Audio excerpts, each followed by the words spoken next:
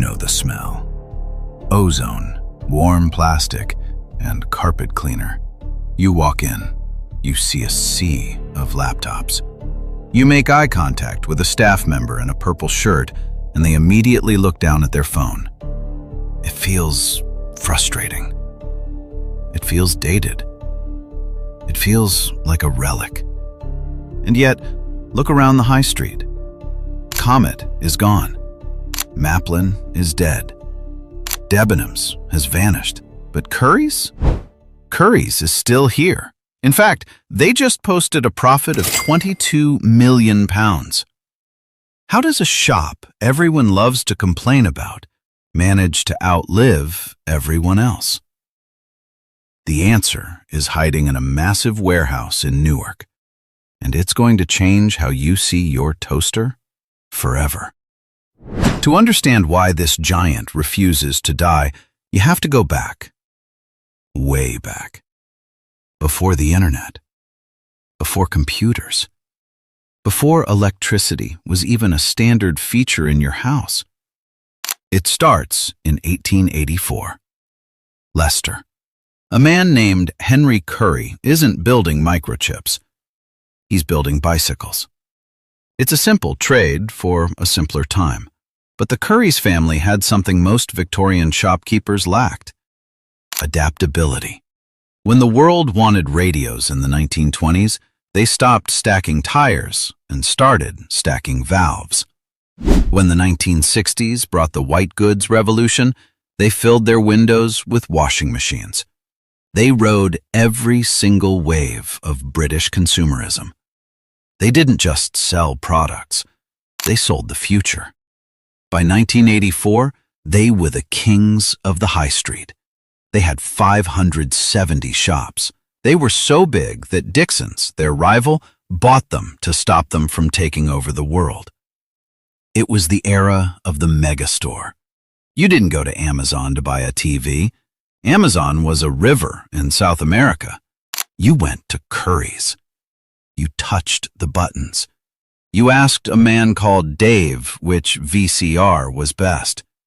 You trusted them. It was a monopoly of convenience. And monopolies tend to get lazy. Then came the noise. If you lived through the 2000s, you remember the confusion. The company wasn't just Curries anymore. It was Dixon's. Then it was Curries.digital. Then it was PC World. Then they bought Carphone Warehouse. They were trying to be everything to everyone. You walked into a 3-in-1 store. You wanted a laptop, but you were being sold a mobile phone contract by someone who usually sold fridges. It was messy. It was corporate spaghetti. They had separate brands for everything. Team Know-How for repairs, Carphone Warehouse for mobiles, PC World for the gray boxes in your study. It felt like a company fighting with itself. And while they were busy changing the signs above the door, the ground beneath them was shifting. The internet wasn't just a new channel. It was an assassin. Customers started using Curries as a showroom. You know you did it. You walked in. You tested the keyboard on that new MacBook. You looked at the 4K TV. You took up 20 minutes of the staff's time. Then you walked out, pulled out your phone, and bought it cheaper online. This killed Comet.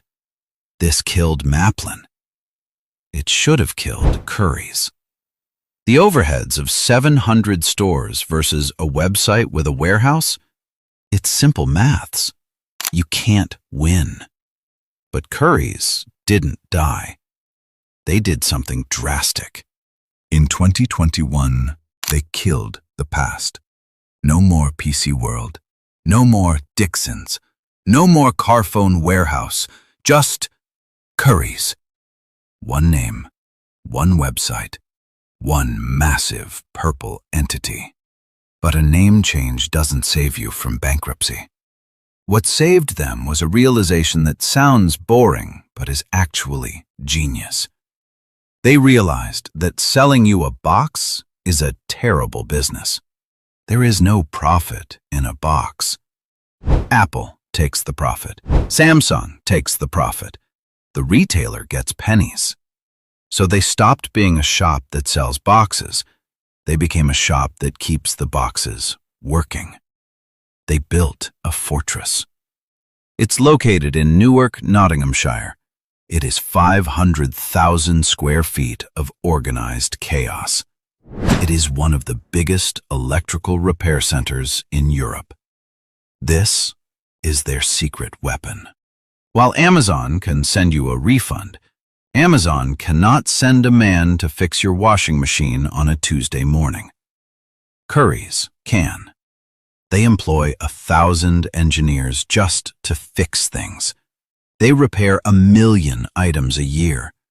They turned a liability, broken tech, into an asset. They call it giving technology a longer life. You might call it, I just want my washing machine to spin. But for Curries, it's a moat. A defensive wall that purely digital competitors cannot climb. And this is where it gets clever. And slightly expensive for you. They hooked you with the care and repair plan. You buy a TV, they promise to fix it in 7 days or give you a new one. You buy a laptop, they offer instant replacement. Suddenly, the transaction doesn't end at the till. You are tied to them. You are in their ecosystem. They aren't just selling a commodity, they are selling insurance against frustration. And they need you to afford it. This is the dark horse of their strategy. Credit. They call it FlexPay. In a muted economy where consumer confidence is low and taxes are high, people stop buying £1,000 laptops, unless they can pay for them later. Credit adoption is rocketing. It's up to 23% of their sales in the UK. That is nearly a quarter of everything they sell. They aren't just a tech retailer anymore. They are a bank that sells PlayStations. This protects them. When you are broke, you don't stop needing a fridge. You just need a way to pay for it, slowly. Curries provides that. It's a survival mechanism for them and a debt mechanism for you. But there is a crack in the armor. A big, ugly one. Go to Trustpilot. Look at the score for their Irish operations. 1.5 stars. Look at the reviews for the UK. It's a battlefield. Absolute disgrace. Waiting months for a refund. Nobody answers the phone. There is a massive disconnect. The corporate strategy says, we help everyone enjoy amazing technology. The reality is often a customer screaming at a chatbot because their delivery driver vanished into thin air. You feel this when you try to call them. They want you online. They want you on web chat. They don't want to talk to you. The service gap is real. They have the scale, but do they have the soul? The CEO, Alex Baldock, talks about muted consumer environments and cost headwinds. He blames the government for raising the minimum wage. He blames the business rates. But walk into a store. Sometimes you find a brilliant expert who knows everything about OLED screens. But often, you find a ghost town. Staff who are overworked. Systems that crash. A feeling that the machine is just too big to care about your specific broken toaster. And yet, they are winning. While you complain on Twitter, you still go back. Why? Because of cash for trash. This is their masterstroke.